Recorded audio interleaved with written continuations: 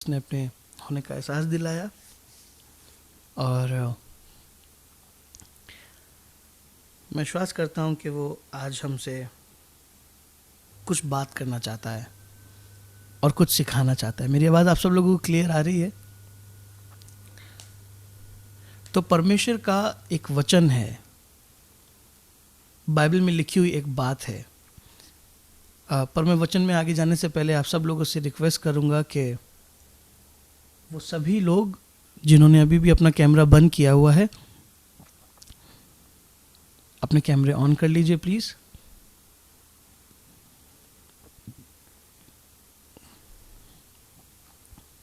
Vivo 1906, sister Shivani, brother Raja, जितने भी लोग कैमरा बंद करके बैठे हैं प्लीज़ आप अपने कैमरा ऑन कर लीजिए। Sure, I will pray for you sister. Okay. परमेश्वर के एक दास ने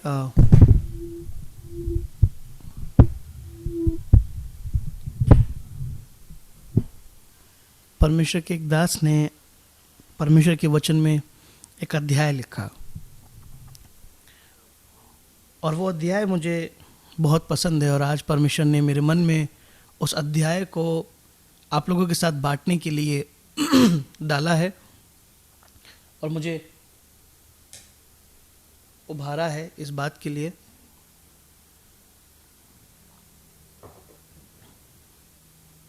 स्पीकर इधर रख लो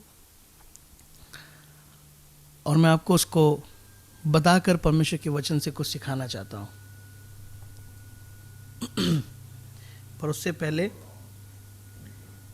एक बहुत अच्छा इसी वचन के ऊपर एक गीत है और मैं चाहता हूँ कि पहले हम उस गीत को गाएं ताकि आप समझ पाएं कि वचन किस बारे में है। बहुत पुराना सॉन्ग है, कई लोगों को आता होगा, शायद कई लोगों को ना आता हो, पर आज आप सीख लीजिएगा। हाथ उठाकर बताइएगा किस किस को आता है। तूने मुझे आगे पीछे घेर रखा है, अपना हाथ मुझ पर रखे रहता है। किस किस को आता है ये? ओह वाह, मेजॉरिटी। आइए सब मिल करके गाएं। बहुत सुंदर और आत्मिक गीत है। तूने मुझे आगे पीछे घेर रखा है, अपना हाथ मुझ पर रखे रहता है। तूने मुझे आगे पीछे घेर रखा है, अपना हाथ मुझ पर रखे रहता है। तेरी आत्मा से भाग कर मैं कहाँ जाऊं, तेरी आत्मा से भाग कर मैं कहाँ जाऊं। अपने हाथ उठा करके गाएं। तूने मुझे आगे पीछे घेर रखा है, अपना हाथ मुझ पर रखे रहता है। तूने मुझे आगे पीछे घेर रखा है, अपना हाथ मुझ पर रखे रहता है। तेरी आत्मा से भाग कर मैं कहाँ जाऊं, तेरी आत्मा से भाग कर मैं कहाँ जाऊं। आकाश में जाऊं तो तू वहाँ है, पाताल में जाऊं तो तू वहाँ है। आकाश में जाऊं तो तू वहाँ है, पाताल में जाऊं तो तू वहाँ तेरी आत्मा से भाग कर मैं कहाँ जाऊं,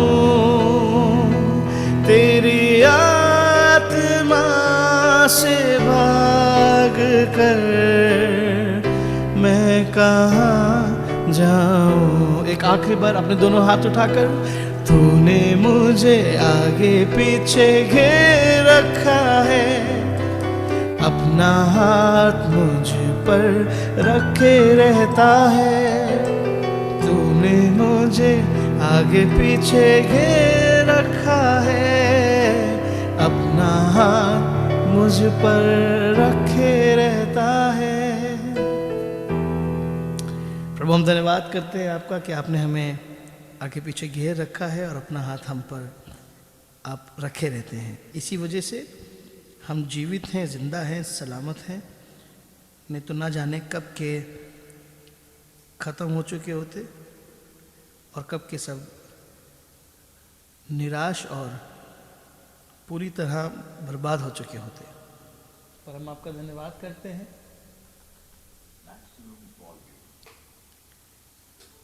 कि हम आपके अनुग्रह से जीवित हैं। इस प्रार्थना को प्रभु यीशु के नाम से मांगते हैं और एक साथ मिलकर के कहें आमीन। Praise the Lord. क्या इस गाने से आपको बरकत मिलती है? क्या इस गाने से आपको समझ में कभी आ पाया है कि वो कितना प्यार करता है हमसे? One second.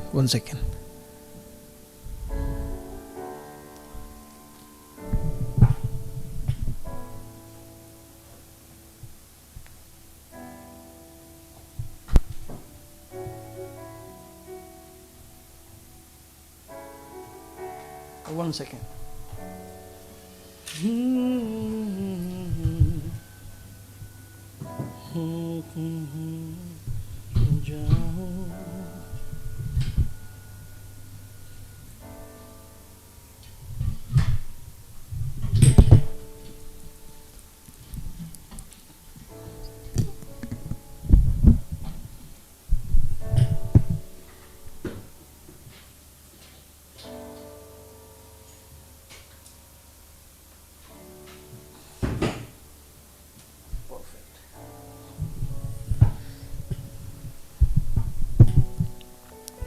Yes, very true. इस बात से ही समझ में आता है कि परमेश्वर हमसे प्यार करता है। बिल्कुल सही लिखा। और अगर वो हमसे प्यार ना करता तो न जाने हम कब के तबाह हो जाते, निराश हो जाते, मिट जाते, खत्म हो जाते। पर ये किन हालातों में लिखा है और किसने लिखा है, आज हम उसके बारे में बात करेंगे। ये आपको मिलेगा भजन संहिता 39 में और ये लिखा है दाऊद ने। आज मैं आपको दो लोगों से मिलाना चाहूंगा बाइबल में जो शायद एक ही दशा में थे और एक ही चीज से हो गुजर रहे थे, पर एक का सोचना फर्क था और एक का सोचना बिल्कुल फर्क था। और जहां तक मैं जानता हूं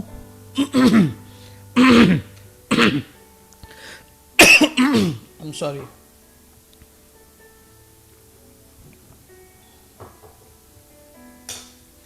एक का सोचना बिल्कुल फर्क था और एक का सोचना बिल्कुल फर्क था। और जहां तक मैं जानता हूं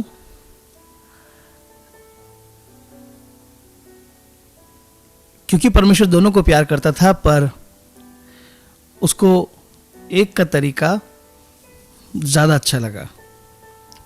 और जिस सिचुएशन में ये बातें हो रही हैं, हम भी, मैं और आप भी कभी कभी इसी सिचुएशन में आ जाते हैं और हम वो कर बैठते हैं जो बाइबल के दो लोगों ने, कभी कोई वो करता है जो एक ने किया, कभी कोई वो करता है जो किसी और ने किया। तो दो लोग हैं। अब मुझे नहीं पता कि आप कौन से वाले के तरह अपनी इस सिचुएशन को हैंडल करते हैं, पर मैं आपको बताऊंगा कि हमें किसकी तरह इस सिचुएशन को हैंडल करना है। तो एक का नाम है आदम और एक का नाम है दाऊद। तो पहले पढ़ेंगे हम दाऊद वाला और फिर पढ़ेंगे आदम वाला, और इससे हमें क्या सीखने को मिलता है आज उसके बारे में बात करेंगे। सो आर यू रेडी? अगर आप रेडी हैं तो अपना हाथ उठाकर परमेश्वर को कहें, प्रभु मैं कुछ सीखने को तैयार हूं। आमीन। ऑलराइट। भजन संहिता 139 हमने गीत गाया, तूने मुझे आगे पीछे घेर रखा है, अपना हाथ मुझ पर रखे रहता है। अब देखिए ये अध्याय कौन से पदों में है, ये पद कौन से अध्याय में है और इसके आगे पीछे क्या लिखा है।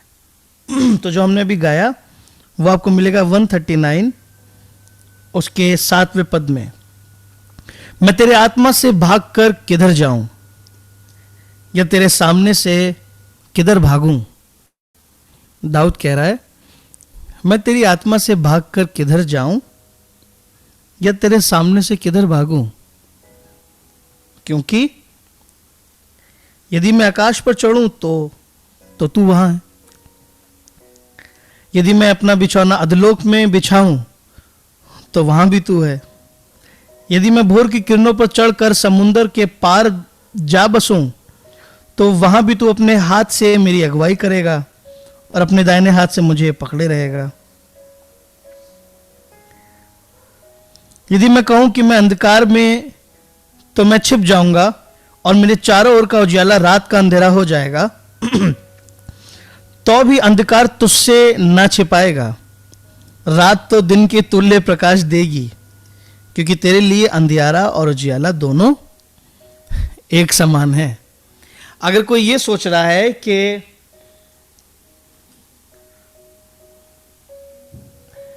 अंधियारे में, अंधेरे में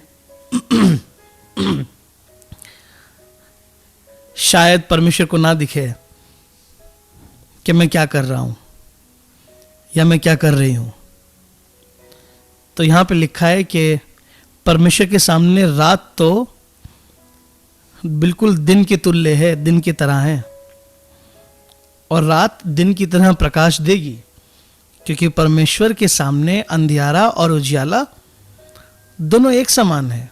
शायद मनुष्य अपनी लिमिटेड होने की वजह से अंधियारे में कुछ देख ना पाए, पर परमेश्वर ऐसा नहीं है।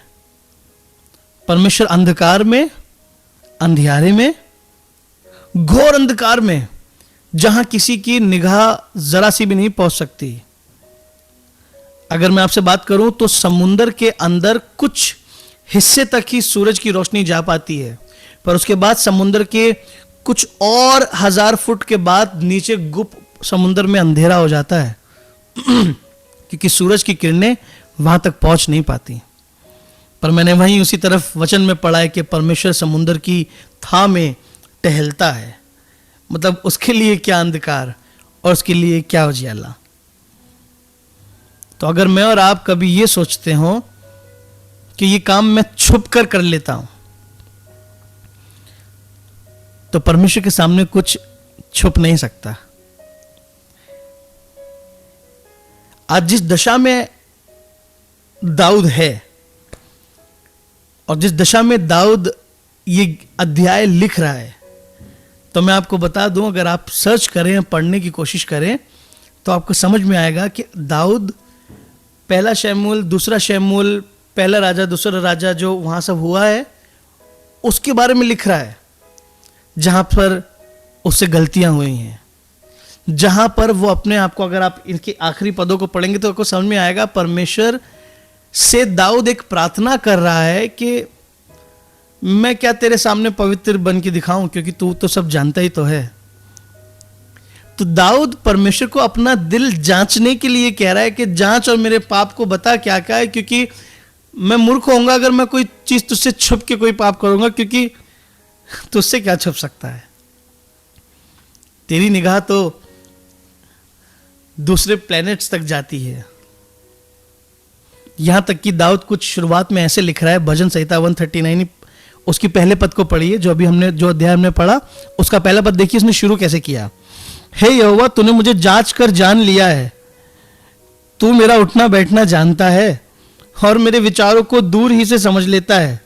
मेरे चलने और लेटने की तू भली बाती छानबीन करता है और मेरे पूरे चाल चलन का भेद जानता है। हे यहोवा, मेरे मुंह में ऐसी कोई बात नहीं जिसे तू पूरी रीति से ना जानता हो। दाऊद अपनी कमजोरी में परमेश्वर को बता रहा है, मैं क्या तुझे प्रिटेंड करके दिखाऊं। बता, हम ना लोगों के सामने प्रिटेंड करके दिखाते हैं ना कि हम कितने होली हैं, कितने पवित्र हैं, पर दाऊद अपनी कमजोरियों में परमेश्वर के सामने कह रहा है, मैं तो तुझे पवित्र बन के भी नहीं दिखा सकता, क्योंकि तू तो सब कुछ जानता है। मेरे मुंह में क्या है, मेरे विचार में क्या है, मेरी जुबान पे क्या है, मेरे हाथ में क्या है, मेरे दिल में क्या है, मैं कैसे उठता हूं, मैं कैसे बैठता हूं, मैं कैसे लेटती हूं, मैं कैसे बैठती हूं, लोगों के सामने मैं क्या हूं, लोगों के पीछे मैं क्या हूं। तू तो प्रभु सभी कुछ जानता है। और कहीं मैं ये सोच लूं कि आकाश के ऊपर चढ़कर मैं बदल सकता हूं, तो भी मैं कुछ नहीं कर सकता, क्योंकि वहां पे भी तू है। और मैं अगर अधलोक में चला जाऊं तो भी मैं अपने आप को कुछ प्रिटेंड करके नहीं दिखा सकता, क्योंकि वहां पर भी तू है। दाऊद अपनी गलतियों को मान रहा है और परमेश्वर की हुजूर खड़े होकर कह रहा है, प्रभु आप मुझे जानते तो हैं,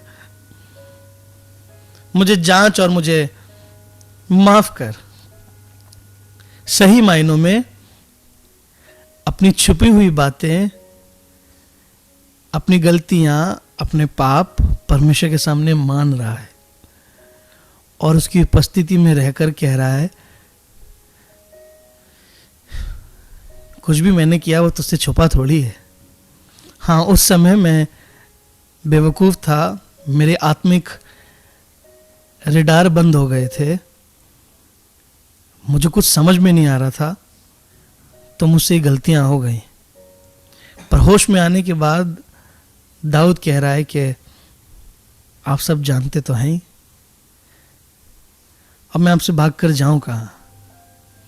मुझे लगा था मैं छुप के कुछ कर लूंगी, मैं तो बेवकूफ बना लूंगा अपने घर को, मसीहों को, पास्टर को। पर परमेश्वर से कुछ भी छुपा नहीं है, हर चीज उसकी निगाह के सामने होती है।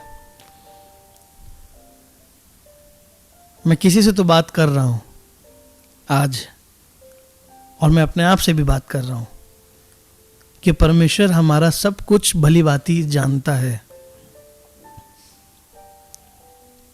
और कुछ भी उसके सामने छुपा हुआ नहीं है। और ना हम ये प्रिटेंड कर सकते हैं कि प्रभु आपने देखा तो नहीं, सब कुछ देखा है उसने। पर प्रॉब्लम ये होती है कि हम गलतियां करके उससे दूर भागने लगते हैं। जब हमसे पाप हो जाता है तो फिर प्रार्थना करने की इच्छा खत्म होने लगती है, और जो सच में परमेश्वर के भय में चलते हैं उनको तो डर लगने लगता है कि मैं किस मुंह से सुसमाचार प्रचार करूं, मुझसे तो गलती हुई है, और हम उसके काम से दूर भागने लगते हैं, मैं इस लायक नहीं। पर दाऊद गलती करने के बाद भी उसकी हुजूरी में बना हुआ है और अपने आप को जांचने के लिए उससे कह रहा है, और कह रहा है कि आप सब जानते तो हो मुझसे गलती हो गई, मैं थोड़ी आपसे भाग के कुछ कर सकता हूं, और ना मैं आपसे भाग सकता हूं। मैं आप में से किन्हीं लोगों को बताना चाहता हूं कि when you face any kind of sin, कोई पाप, कोई गलती, तो उस समय परमेश्वर से भागिए नहीं, वरन परमेश्वर के पास भागिए कि आप उससे बता सके, प्रभु मुझसे ये हो गया। क्योंकि झूठा धार्मिक आदमी ही अपनी गलतियों को करके छुपाता है और परमेश्वर के सामने ऐसा खड़ा होता है जैसे मानो उसने कुछ नहीं किया। पर अगर कोई परमेश्वर का जन सच्चा जन है तो वो गलतियां करके मन ही मन अपने आप को दोषी ठहराता है और आंख मिलाने की हिम्मत नहीं करता। फिर वो परमेश्वर के पास जाता और कहता है, प्रभु आई एम सॉरी। कई बार होता है ना कि आप लोग बीमार होते हैं तो चर्च नहीं जाते। कितने लोगों ने कभी ऐसा किया है कि आप बीमार हैं तो आप चर्च नहीं गए? किया है? ये बिल्कुल गलत है। जब आप बीमार हो तब तो ज्यादा परमेश्वर के भवन में जाना चाहिए। और आप जाने के अगर लायक नहीं हो ना, खड़े होने के भी लायक नहीं हो पा रहे हो, तो किसी से कहो मुझे लेके चल। वो रोगी जो पड़ा हुआ था और 4 लोग उसे लेकर के आए, छत से उतार रहे थे, क्या वो अपने आप चलने के योग्य था? नहीं। पर फिर भी वो परमेश्वर की उपस्थिति में था, क्योंकि शायद लोगों ने उससे कहा या उसने लोगों से कहा कि मुझे प्लीज लेकर के चलो, क्योंकि आज मैं बीमार हूं, मैं तकलीफ में हूं। ये तो सबसे ज्यादा समय है कि मैं उसकी उपस्थिति में जाऊं, क्योंकि कमजोर उसकी उपस्थिति में बलवंत हो जाते हैं, पापी उसकी उपस्थिति में पवित्र हो जाते हैं, गिरे हुए उसकी उपस्थिति में सीधे खड़े हो जाते हैं और निर्बल उसकी उपस्थिति में ताकतवर हो जाते हैं। गरीब उसकी उपस्थिति में अमीर हो जाता है। मुंह का भद्दा उसकी उपस्थिति में लाखों लाख लोगों को लीड करने लगता है। एक निर्धन व्यक्ति उसकी उपस्थिति में धनवान सा दिखाई देता है। एक निर्बुद्धि व्यक्ति उसकी उपस्थिति में बुद्धिमान सा दिखाई देता है। जब मैं कमजोर हूं तब मैं उसमें बलवंत होता हूं, ऐसा पौलुस कह रहा है। मूसा कहने लगा, मैं कैसे लोगों से बात करूंगा, मैं कैसे फिरौन से बात करूंगा, क्योंकि मैं मुंह का भद्दा हूं। पर परमेश्वर ने कहा, अपनी तू जा, मैं तुझ में से होके बात करूंगा। मुंह का भद्दा 5 लाख से ज्यादा लोगों का पास्टर हो गया। कमाल की बात है, क्योंकि परमेश्वर की उपस्थिति आपकी कमजोरी को, आपकी बीमारी को, आपके पाप को, मेरी कमजोरी को, मेरी बीमारी को, मेरे पाप को, मेरी गलतियों को ले लेता है और मुझे बनाकर फिर कुछ और ही खड़ा करता है। मूसा वैसा दिखाई नहीं दिया जिस दिन वो पहले दिन खड़ा हुआ था, पर मूसा कुछ वैसा दिखने लगा जैसे परमेश्वर ने उसे बनाया। पौलुस जो लोगों को मार दिया करता था, जब तक वो शाऊल था तो वो मार दिया करता था, पर वो अपनी कमजोरी में, जब प्रभु यीशु मसीह ने उसे बपतिस्मा, जब प्रभु यीशु मसीह ने उसको दर्शन दिया और प्रभु यीशु मसीह के चेले ने उसे बपतिस्मा दिया, तो वो अपनी उस कमजोरी के साथ प्रभु की उपस्थिति में चलने फिरने लगा। और फिर उसको समझ में आया कि अब मैं शाऊल नहीं, अब तो मैं पौलुस हूं। और फिर जो वो लोगों को मारता था वही व्यक्ति प्रभु के लिए पिटने और मार खाने को तैयार हो गया, क्योंकि उसकी उपस्थिति बदल देती है। गिदोन ने कहा, प्रभु हम कैसे जाएंगे, हम तो बहुत थोड़े से हैं, हम कैसे लड़ सकते हैं। परमेश्वर कह रहा है, तू मेरी उपस्थिति में है और इसी शक्ति में जा, अपनी इसी शक्ति में जा। और गिदोन जीत करके आया। अब्राहम परमेश्वर को अपनी कमजोरी दिखा रहा था, परमेश्वर कह रहा है मेरी उपस्थिति में चल और सिद्ध होता जा, उसके बाद देख तू जातियों का पिता ठहरेगा। जब हम बीमार हो, जब हमसे गलतियां हो गई हो, जब हमसे पाप हो जाए, जब हम बेवकूफ़ियां कर बैठे, उस समय तो हमें और परमेश्वर के निकट जाना है, ताकि ये मूर्ख बदल कर बुद्धिमान हो सके, ये बेवकूफ़ बदल कर समझदार हो सके, ये पापी बदल कर पवित्र हो सके। मैंने उसकी उपस्थिति में शाऊल को पौलुस बनते देखा, अनपढ़ चेलों को पूरे दुनिया को हिलाते हुए देखा। मैंने उसकी उपस्थिति में एक छोटे लड़के को एक बड़े गोलियात को मारते देखा। मैंने उसकी उपस्थिति में मुंह के बद्दे को 5 लाख लोगों का पास्टर बनते देखा। मैंने उसकी उपस्थिति में एक 90 साल की बुढ़िया को एक बेटे को जन्म देते देखा। मैंने उसकी उपस्थिति में एक मरे हुए हाबिल के खून को आवाज देते हुए देखा, उसका लहू भूमि से पड़ के चिल्ला रहा था। मैंने उसकी उपस्थिति में वो सब होते देखा जो कहीं नहीं हो सकता। आप चाहे बड़े से बड़े हो जाएं या आपसे बड़ी सी बड़ी गलती हो जाए, आप बड़े से बड़े पद पे बैठ जाएं या आप छोटे से छोटी जगह पर आ जाएं, प्लीज मैं और आप इस बात को आज कहीं लिख लेते हैं कि हम प्रभु की उपस्थिति से नहीं हटेंगे, क्योंकि हर जगह उसकी उपस्थिति है और उसकी उपस्थिति हमें बेहतर इंसान बनाती है। जब हमसे गलती हो जाए तो हमें उससे दूर नहीं भागना, पर जब हमसे गलती हो जाए तो हमें उसके पास भागना है। इसलिए तो उसने बुलाया है। वो कह रहा है बोझ से दबे लोगों मेरे पास आओ। उसे मालूम है कि बोझ से दबे लोग उससे भागेंगे, पाप के बोझ के दबे लोग उससे दूर भागेंगे। पर वो चीख चीख के कह रहा है बोझ से दबे लोगों मेरे पास आओ, मैं तुम्हें विश्राम दूंगा। मतलब तुम अपनी उस चीजों से जो स्ट्रगल कर रहे हो, पसीना बह रहा है, तुम्हारे आंसू बह रहे हैं कि कब मैं इस चीज से निकलूंगी, कब मैं इस चीज से निकलूंगा। कह रहा है जिस जिन चीजों से तुम स्ट्रगल कर रहे हो, हे बहुत से दबे लोगों मेरे पास आओ, मैं तुम्हें विश्राम दूंगा। तुम्हारे स्ट्रगल से तुम्हें विश्राम दूंगा। तुम पढ़ाई की वजह से चर्च नहीं जा पाते ना, एग्जाम है भैया, एग्जाम है, मेरे पास आओ, मैं तुम्हें विश्राम दूंगा। थक जाते हो ना, घर बना के थक गए, शादी करके थक गए, शादी के समय पर चर्च नहीं जा पाते हैं, पढ़ाई एग्जाम के समय भी चर्च नहीं जा पाते हैं, उपस्थिति में नहीं बैठ पाते, मेहमानों के वक्त हम उसकी उपस्थिति में नहीं जा पाते हैं। So many things what we are struggling with. God is telling us to, hey, come to me, I'll give you a rest. ये जब जब आवाज मेरे कान में गूंजती है मेरे पास आओ, तब मैं दुनिया का सबसे अमीर आदमी महसूस करता हूं अपने आप को। जब आपको गलती अपनी दिखाई देने लगे तो उस समय तो बिल्कुल परमेश्वर के पास जाओ,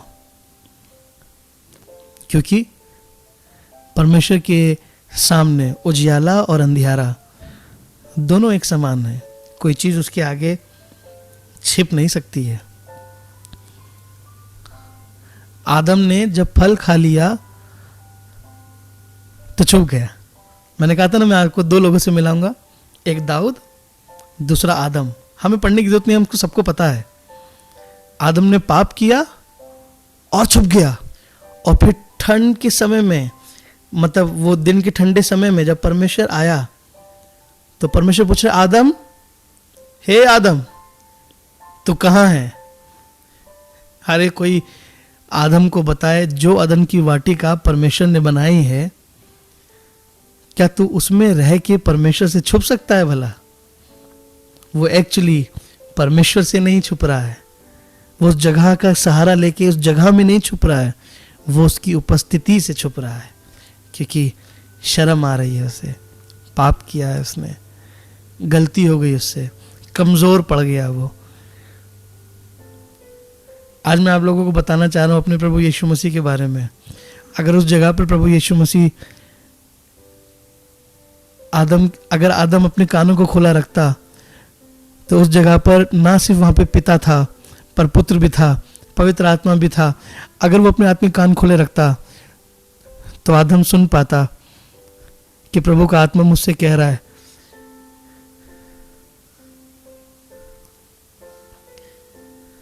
कि इस समय तो तू मेरे पास भाग करा। आदम वो नहीं कर पाया क्योंकि यीशु मसीह का लहू शारीरिक रूप से पाप को छुपाने के लिए और परमेश्वर के पास ले आने के लिए यीशु मसीह का लहू नहीं था। पर हमारे पास प्रभु यीशु मसीह का लहू है जो हमारे पाप को हमसे दूर करके हमें परमेश्वर के निकट ला सकता है। और आज मैं उन सब लोगों से बात कर रहा हूं जो अपनी किसी कमजोरी की वजह से परमेश्वर के पास उसकी उपस्थिति में नहीं जा पाते। आइए अपने आप को आदम की तरह नहीं पर दाऊद की तरह बनाए। दाऊद कह रहा है मैं तो कहीं भी नहीं छुप सकता क्योंकि हर जगह तो आप हैं। दोनों एक ही नाव में हैं, दोनों से गलती हुई है, पर एक उसकी उपस्थिति से छुप रहा है और एक उसकी उपस्थिति में बैठा कह रहा है मैं जाऊंगा कहां, हर जगह तो आप ही आप हो। क्या मैं किसी से बात कर रहा हूं? Am I talking to someone? Praise God.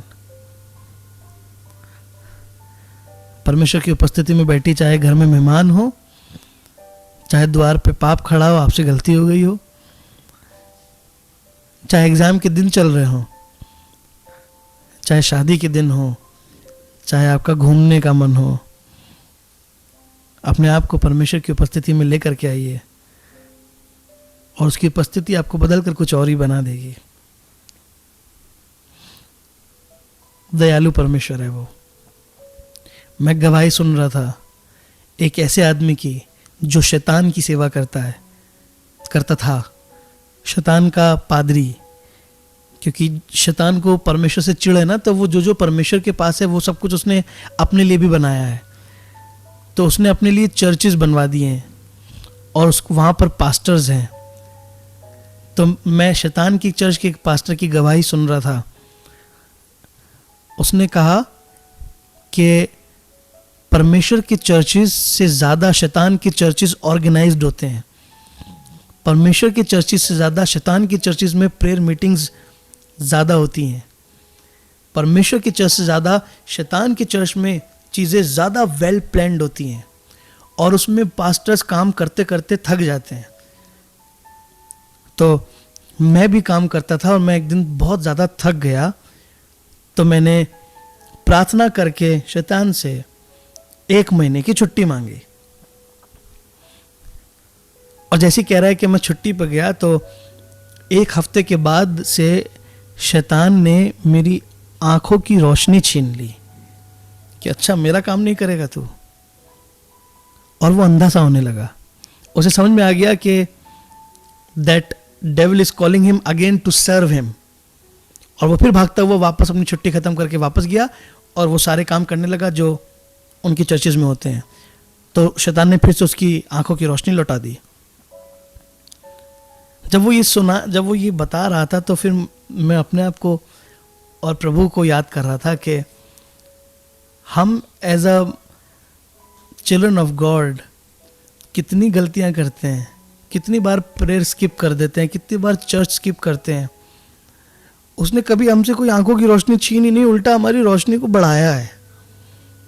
उसने कभी हमसे कुछ लिया नहीं, उल्टा हमें दे दिया, हमारी गलतियों के बाद दे दिया। मैं तो आपको सच बता रहा हूँ, जितनी बार मुझसे गलती हुई उतनी बार मैंने उसकी उपस्थिति को अपने ऊपर ज्यादा हावी देखा है। जितनी बार मैं गिरा हूं उतनी बार मैंने उसको अपने से ज्यादा प्यार करते देखा है। You can never find Jesus in your life और like Jesus in your life.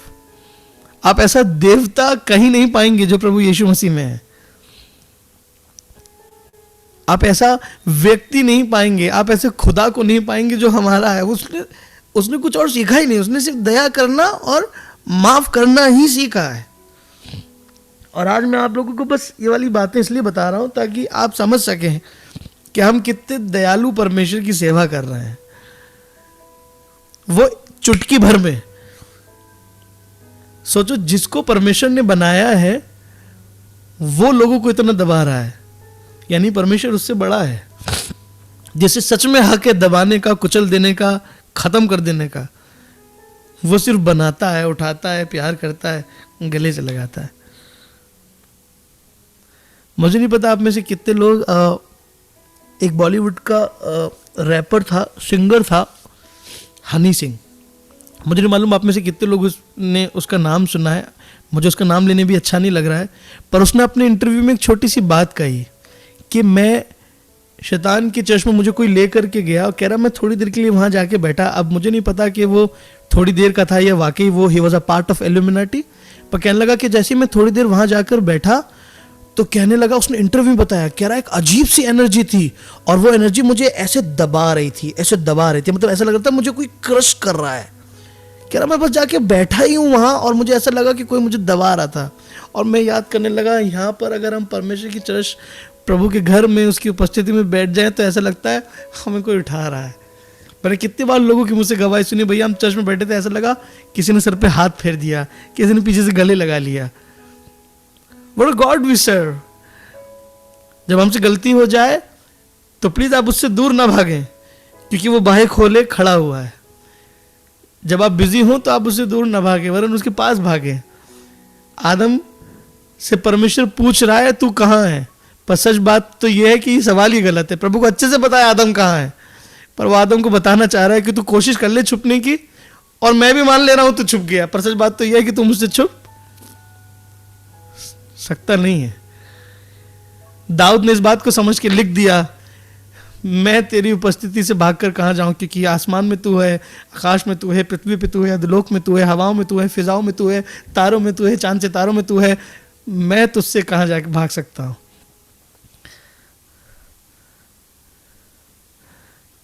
तो परमेश्वर को ये बात अच्छी लगी, इसलिए वो दाऊद के लिए ये कहता आया है कि ये मेरे मन के मुताबिक है। गलतियां उससे भी बहुत हुई, पर मैं धन्यवाद करता हूं कि परमेश्वर को ये नेचर भाता है। कुछ हो जाए, बने रहिएगा उसकी उपस्थिति में, उसके कामों में, उसके घर में, उसके परिवार में, उसकी चीज़ों में। और वो इतना भला है कि गलतियां होने के बाद वो आपका कुछ बिगाड़ेगा नहीं, कभी नहीं बिगाड़ता।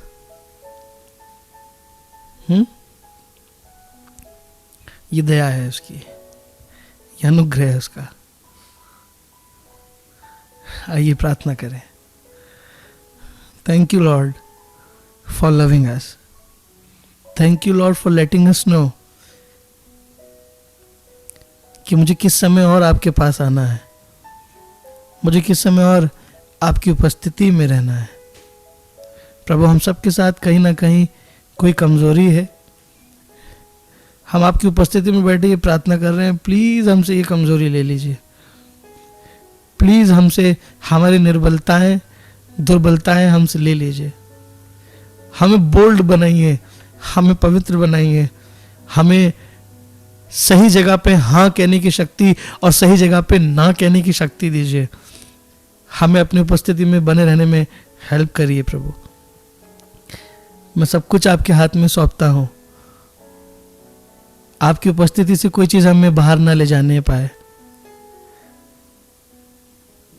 पाप भी, फ्यूचर की प्लानिंग भी, फ्यूचर भी, नौकरी भी, घर वाले भी, निर्बलताएं दुर्बलताएं भी, ऊंचाई नीचाई भी, गहराई भी, कोई भी चीज, कोई भी रिश्ता, कोई भी दोस्ती, कोई भी आदत, प्रभु हमें आपकी उपस्थिति से बाहर ना ले जाने पाए, वरन हम आपकी उपस्थिति में रहने पाए, बने रहने पाए। मैं इसकी प्रार्थना करता हूँ प्रभु यीशु मसीह नासरी के नाम से मांगते हैं, आमीन, आमीन।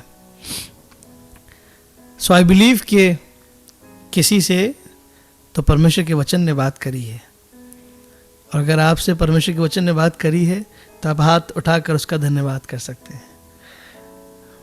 Praise God, thank you Jesus. All right.